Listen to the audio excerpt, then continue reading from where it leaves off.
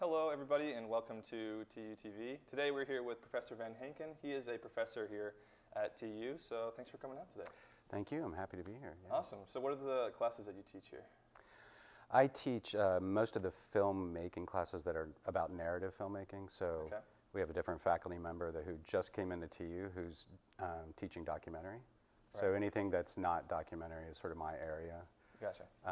So that involves traditional kind of narrative filmmaking, but also some experimental and some in some new areas, which is sort of closer to public art or placemaking.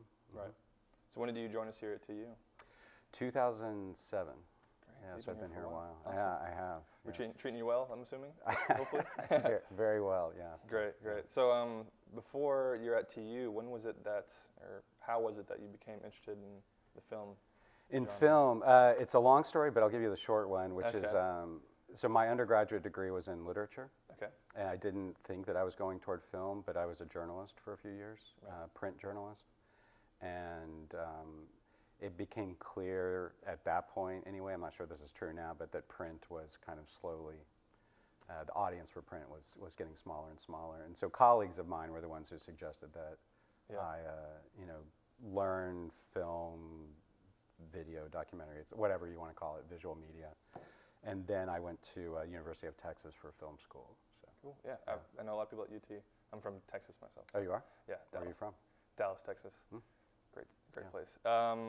So you mentioned a little bit about narrative filmmaking, that kind of stuff. That's more of your focus. But if you don't mind going into detail of what that would, an example of that would be, or what kind of stuff that is in a film. Well, in general terms, narrative filmmaking is the movies that end up in the Best Picture category for the Oscars, right? In very general terms. But for example, the course that I teach right now, Narrative 1, we look at a lot at visual storytelling and how to move a story forward without dialogue.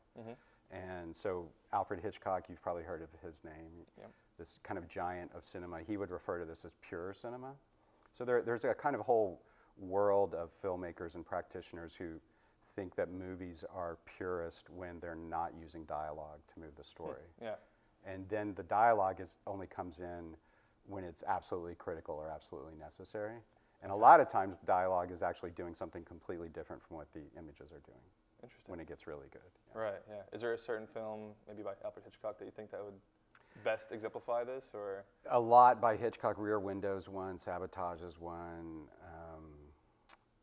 I'm forgetting one of his more famous ones about voyeurism. But the modern practitioners of this, I think, are probably best at this, are the Coen brothers. Okay. And the Coen brothers, you probably know from Fargo, maybe. That's a few years old, of course. I've seen all their movies. Oh, you have? Yeah, I'm a huge fan. Okay, so No Country for Old Men, for example, has a sequence in the middle that's just no dialogue for 7-8 minutes. Yeah.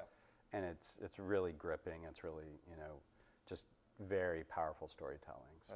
That's great. Yeah, I do love that movie. Is there any movies this year, like for the Oscars, that you are interested in with that similar idea? Or? So I saw Green Book and I thought it was really charming. I liked it a lot. I don't think it really sort of fits within what we were talking about in terms of pure cinema. However, I did see the collection of the animated Oscar shorts last weekend, and I was paying attention to this. I think 5 of the 6 or 5 of the 7 had no dialogue at all. Yeah.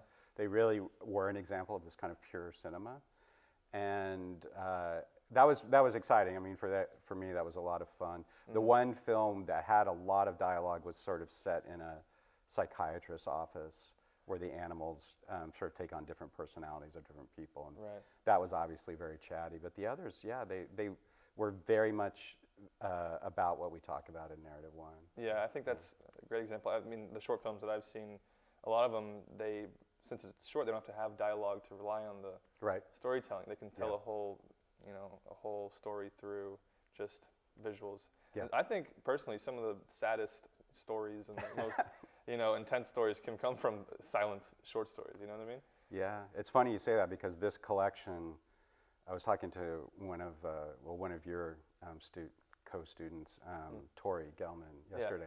I bumped into her, and she had also seen the same collection, and thematically, there's something very sad. A lot of the films are built around death, and lives kind of coming to an end. And so there's, I don't know what it means. I don't know why they are all similar in that way, but there's definitely a theme there. Right.